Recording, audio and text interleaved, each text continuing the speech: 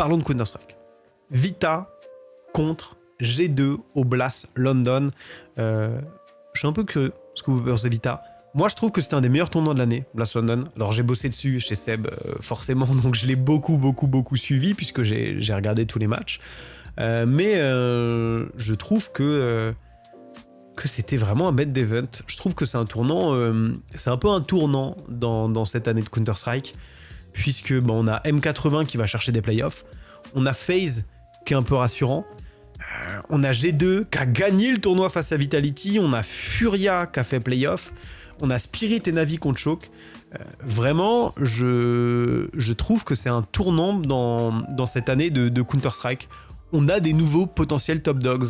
G2 à voir si se maintiennent là, Furia à voir si se maintiennent là aussi. Furia, c'est un peu la petite déception des playoffs, parce que Furia, je trouve qu'en termes de niveau de jeu, c'est l'une des équipes les plus agréables à suivre. Moi, j'ai vraiment kiffé regarder Furia. Molodoi est exceptionnel, mais il choke en arène. Bordel, il choke en arène. On parle de Furia, Camille. Il n'y a pas la phase... Il n'y a que la phase online, hein. My bad. Mais on parle de Furia, qui a battu Spirit, qui a battu Mouse, et qui prend 2-0, 13-5, 13-5. Notamment sur Mirage, qui est leur meilleure map, par G2. Dégoûté. Vraiment dégoûté. Et en plus, ça a permis à G2 de se lancer totalement dans le tournoi avec un Heavy God de Gala, au point où on tape Vitality sur cet Inferno, parce que c'est là qu'il est perdu, le BO5, sur cet Inferno ici. Dust de Massacre, contre-massacre sur Mirage. On enchaîne sur Overpass pour Vitality avec un Zibo qui fait les meilleures performances de l'histoire sur un side sur Mirage, je pense. Puisqu'il fait 3,92 de rating, 30% de swing. En tout cas pour le rating 3.0, qui date d'il y a 2 mois. Il n'y a pas photo. Et Inferno, une balle de match pour Vitality, qui la rate, et qui derrière se fait comeback en overtime et se fait massacrer sur train. J'ai plus de souris dans ma batterie. Plus de batterie dans ma souris plutôt. Grosse déception pour Vita, si on parle de la finale. Après, le tournoi de Vitality est plutôt pas mal, puisqu'on s'est bien rassuré, notamment sur cette Mirage face à Mouse. Moi, j'ai bien aimé. Et maintenant, on va parler un peu des tweets. J'ai beaucoup aimé les tweets de... Je suis pas connecté. J'ai beaucoup aimé les tweets d'Apex. Il n'y a pas grand chose à dire, parce que derrière, il explique qu'en gros, ils ont loupé l'exec sur la balle de match, qu'il y a une mollo ratée au niveau du C3 sur Inferno. Enfin bref. Mais hier était un moment difficile, la victoire était juste devant nous. On n'a pas réussi à concrétiser un super début de CTF. C'était sur Inferno. Puis un match point, alors qu'ils n'ont pas d'argent et qu'on a le BP presque free. Il y a un gros choke de Vita sur cette balle de match. Il y a un gros choke de Vita. Il explique dans le deuxième tweet, on loupe une mollo triple, on aurait dû gagner ce tournoi. À l'inverse, en première partie de saison, on n'aurait jamais dû gagner Melbourne. Vous vous rappelez Melbourne, le comeback face à Falcon. Ça fait mal, mais prenons le positif et le regain de niveau de l'équipe. Et ça me plaît, côté Dan Van Esclair.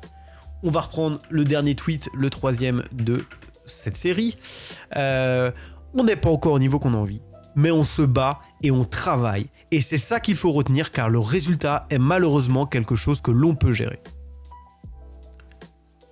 Bon, je pense qu'il veut dire que le résultat, c'est quelque chose qu'ils auraient... Voilà, le résultat est là, et il faut prendre le positif. Et moi, j'aime beaucoup cette sortie d'Apex. Parce que contrairement à l'EWC ou à Bounty, où Apex arrive un peu full ego, où il est full ego à Bounty, et après la défaite à l'EWC, il est full frustré par ce qui s'est passé. Maintenant, repos bien mérité avant de préparer la deuxième partie de saison. Merci à tous pour votre soutien. Et ça me plaît. On a eu des bons Vitality qui ont perdu sur le fil, contre Choke même en finale, parce qu'ils auraient dû gagner, comme le dit Apex. Et en vrai, positivons. Ça reste bien. On a Vita qui était dans un énorme slump. Et ce qu'on a vu là, c'est pas trop mal en vrai. Alors oui, on aurait aimé une victoire finale. On aurait aimé un trophée. Surtout que... c'était chez Mezi. It wasn't meant to be. Disappointing to not win. Alors, je vais le traduire plutôt. C'était pas censé arriver. Enfin, c'était pas mon destin plutôt. Décevant de pas gagner celle-là. Même s'il y a eu des bons signes et des progrès ont été faits. Merci à tout le monde pour le support et pour les fans dans l'arène. C'était une expérience incroyable de jouer à la maison. Et moi, j'aime bien les messages, ils sont positifs sur Twitter. On a perdu, Vitality, c'est full positif. Rops, c'est une réponse à Apex, au tweet d'Apex. We are lucky to have a captain, good and passionate as you are. Mon accent français, c'est dans ton visage. On a la chance d'avoir un capitaine aussi bon et aussi passionné que tu l'es. Également, pour les fans, avec le The Amount of Insight. Also for the fan, pardon.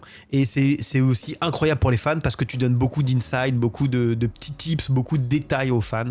On gagne pas récemment, mais notre plafond de verre, notre niveau, notre plafond, je sais pas comment le traduire proprement, est extrêmement haut. Et ils le savent qu'ils sont capables de gagner. Continuons de travailler comme ça. Et ça va être de plus en plus simple. C'est juste une question de temps. Et moi, ça me plaît. On a perdu côté Vitality, c'est full positif. Je sais pas si vous vous rendez compte, mais c'est full positif. La défaite de Vitality, la sortie sur Twitter. Alors évidemment, il y a les mecs qui comprennent rien à la réalité sportive, qui disent c'est un scandale, on a perdu contre G2, ouin, et qui insultent Vita. Ce ne sont évidemment pas des fans ni des amoureux de Counter-Strike, parce que je trouve que la sortie de Vita est excellente sur Twitter. Il y a bam, ça fait front. On est ensemble. Et moi, ça me fait kiffer. On était la meilleure équipe du monde, de loin. On perd sur, honnêtement, un tournoi qu'on aurait dû gagner. On est giga frustré. Et la réponse des joueurs, c'est les gars, merci. C'est mieux. Et on va faire encore mieux. On est dégoûté d'avoir pas gagné. Mais en vrai, on est sur la bonne voie. Et vraiment, c'est bien ce qu'on a côté Vitality. C'est vraiment bien. Donc, moi, je trouve que cette sortie, ou la sortie sur le WC, je vais pas dire c'était une disaster class, mais c'était très, très limite. Surtout qu'il y avait de la colère contre les fans, on était très frustrés, et je pense qu'il a pris beaucoup de merde Apex aussi, donc il en avait marre. Et là, je trouve que la sortie, elle est bien.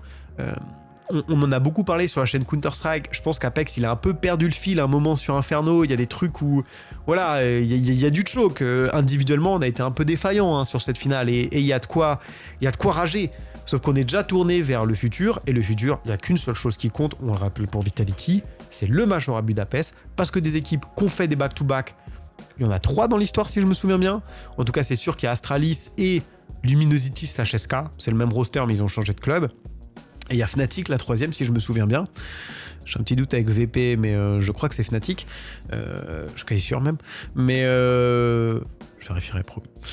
Mais ouais, aller faire un back-to-back, surtout maintenant, parce qu'un back-to-back, la dernière fois que ça a été fait, c'est en 2019, donc ça fait 6 ans qu'il n'y a pas eu de back-to-back en Major, et Vitality est capable de le faire. Et aller faire un back-to-back maintenant, ça serait un 4e Major pour Apex, ce qui est exceptionnel. Ça serait un 3e pour Zio, et là on continue à empiler leur score. Donc cette saison, elle est loin d'être finie, et je crois qu'on est sur la bonne voie côté Vitality, qui en plus a 3 semaines. On est content. Maintenant, c'est rendez-vous pour la Pro League. On s'en fout de la Pro League, je sais pas ce que vous en pensez, mais si je me trompe pas, Vitality, le prochain event qu'ils jouent, c'est la Pro League, et donc c'est pas tout de suite, puisqu'ils doivent être au dernier stage.